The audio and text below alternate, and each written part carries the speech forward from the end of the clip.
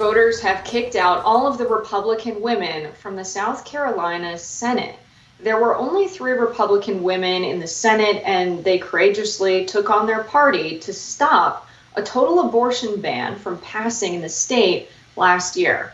And in turn, all 3 lost their primaries to male candidates. They were among a bipartisan group of 5 women nicknamed the Sister Senators, who filibustered the near total abortion ban. Now, the Sister Senators were all given the John F. Kennedy Profile and Courage Award last year for risking their careers for the greater good. The South Carolina Senate went on to pass an abortion ban last year that prohibits abortions after an ultrasound can detect cardiac activity, which is about 6 weeks into pregnancy and before many women know they're pregnant. Joining us now to discuss it all is Republican South Carolina Senator Katrina Shealy. Thank you so much for coming on Rising. Thank you for having me today. It's a pleasure to be here. So what do you make of this decision by many of your colleagues in the Republican Party to sort of oust you 3 for male candidates instead? Well, I think it was a plan all along, because it was kind of like we heard it after we filibustered, after we I think the Profiling Courage Award was like a slap in their face, that we were told that was a Democrat award, that I guess they thought we were supposed to not accept it, which would really, to me, was, kind of crazy. I'm quite sure that any of them would have accepted that award had they been offered it for something else. But one of the House members specifically said, we will take all the Republican women out of the Senate next year. And, I went and congratulated him after it was over and said, well, you got your wish. And he told me he never said that, but it's on tape somewhere. But I think it's a big loss to the Senate, not because of that, but because we have no Republican women who will stand up and voice opinions on other things. Women they know how to run a family. They know how to buy groceries. They know what it's like to teach their children. There's so many other things women do. I champion so many other issues in the Senate, and there's nobody to do that. And that was the challenge I gave them when I gave my closing speech. Who's going to do all those things that I did? Who's going to do that? The voters were pretty decisive in the primary. It looks like you lost 37.5 to 62.5 to your primary opponent. This is not just the party bosses wanting you out, but the voters saying that they don't agree with your position on abortion. It sounds like that was a 5% turnout in the runoff. In the original primary, I won the primary, but not by, because we had 3 people, and it was still abysmal. It was like 14% turnout. And then in the runoff, it was 5%. So it was, nobody's interested in elections anymore, which is, sad. And now everybody's saying, I can't believe you lost. Well, I lost because you didn't show up to vote.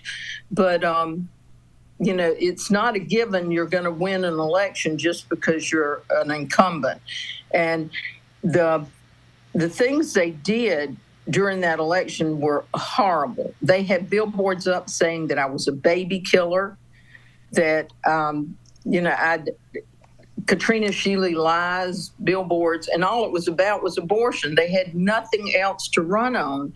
And people just didn't look at my record. My record is clear that I'm for so many other things. I've restructured DSS. I've saved children's lives. I haven't killed anybody. And, it's just sad. It's a sad state of affairs, not just in South Carolina, but across the United States. This is what we've come to. Are children in South Carolina any different than children in California or, Michigan or New York? A little girl that gets pregnant in South Carolina is going to have to carry a child to term because Uncle Joe raped her. Is that the way we want South Carolina to be? And I don't think it is. Right. This is a district that you represent just outside of Columbia. I'm sure this is one of the districts that the Republicans are afraid could turn blue at some point. Now, typically when you have an incumbent candidate, you have the party supporting their incumbents. Did you see your colleagues endorse, this male primary challenger? And did you see the party throw their resources behind the male primary challenger? Or was this sort of insurgence within the party that didn't have the state party support? Well, the state party didn't actually endorse anybody. The caucus, the Republican caucus within the Senate, supported me because they realized, the work that I do. But the local party endorsed the other candidate. But our local politics has gotten so...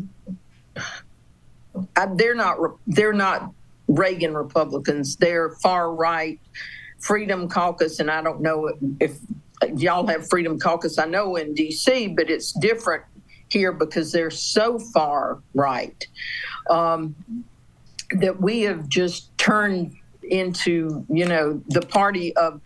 They want to be for freedom, but only for freedom for things that they want to be free, like no mask, no shots. But when it comes to women, we've gone back to 1920. I'm surprised they haven't taken away our right to vote. We have people that stand in the halls of the South Carolina Senate or the South Carolina State House and say, women shouldn't be here. Women should, be home. Women should be barefoot and pregnant. Women should, they don't have the right to rule. We have one man that is he stands out there with his Bible and says, God doesn't want you here. It's absurd what we let go on at the South Carolina Senate. Senator, it is the Republican Party platform, though, to be pro-life. And this bill, according to a report from ABC News, does include exceptions for life of the mother, rape, incest, and fatal fetal anomalies. So what is your specific objection to the bill? Well, the bill as it ended up it's 6 weeks, which when most people don't know they're pregnant. I introduced an amendment that was 12 weeks. And it almost passed. It only didn't pass by 2 votes. It was 25 to 27. That would have been my ideal bill, to be 12 weeks, rape, incest, life of the mother, and fatal fetal anomaly. But once we've gone so far at that point. I mean, if they would leave it alone now, but let me tell you what's going to happen now. What's going to happen now is they're coming back this year. They're going to want 0 exceptions at conception, no exceptions. That's what they want. They want, no abortions, 0 abortions for no reason. And there is a bill in the House right now. We have to start over. It's a new year. But it says if a woman has an abortion, she is subject to committing a felony, and she could get life in prison or the death penalty. There is a bill in the House that says that. They are taking it so far that, doctors are not going to, practice here. So where are we going with this? We have 15 counties in the state of South Carolina that they have no gynecologist. I'm going to get the word right in a minute, because they don't want to practice here because they're afraid they'll lose their license. They're afraid they'll go to jail. That's sad. The maternal and women's health in South Carolina it's abysmal. We just don't have it here because people are afraid to practice. And we don't have any doctors in the Senate or the House. We have a pharmacist. I don't want him practicing, my health care on me. But we don't have anybody that has the ability to tell me how I should take care of my female health issues, or any health issue for that matter. But they want to control that. And they really don't have that experience or that right. Now, abortion wasn't get our always doctor's opinion. Excuse me. And this is something that wasn't always a partisan issue, and it wasn't something that people always looked at the government or their elected officials to get involved in.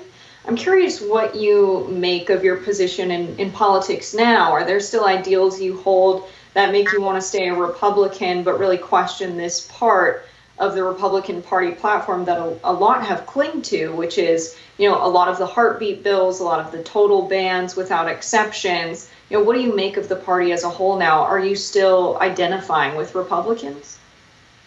I still identify as a Republican, but not on this issue. I'm still pro-life. I'll always be pro-life because I've saved millions of children in South Carolina from being abused and neglected, and keeping them out of abusive homes, and the Department of Juvenile Justice, and making it better, and all the things I've done. I am pro-life. I am pro-life for the elderly. I'm pro-life for so many other things. But pro-life to this group of people is only pro-life for the unborn. That's where it stops. They don't want to take care of children once they're born. They don't want to take care of anybody but the unborn. And they will not help with feeding children. I have a bill out there to feed children in school. They wouldn't pass that. They don't care about you once you're born. So I think that a responsible Republican should want to take care of all people, not just the unborn.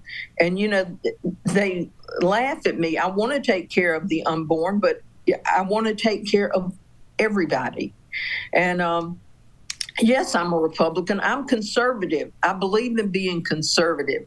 I want to save the world. I don't want to spend $1 billion doing it, but they just want to save the unborn. And then when they're born, they don't worry about how they're going to be adopted, who's going to take care of them, because there's not all these people that they're forcing to have babies are not going to take care of them.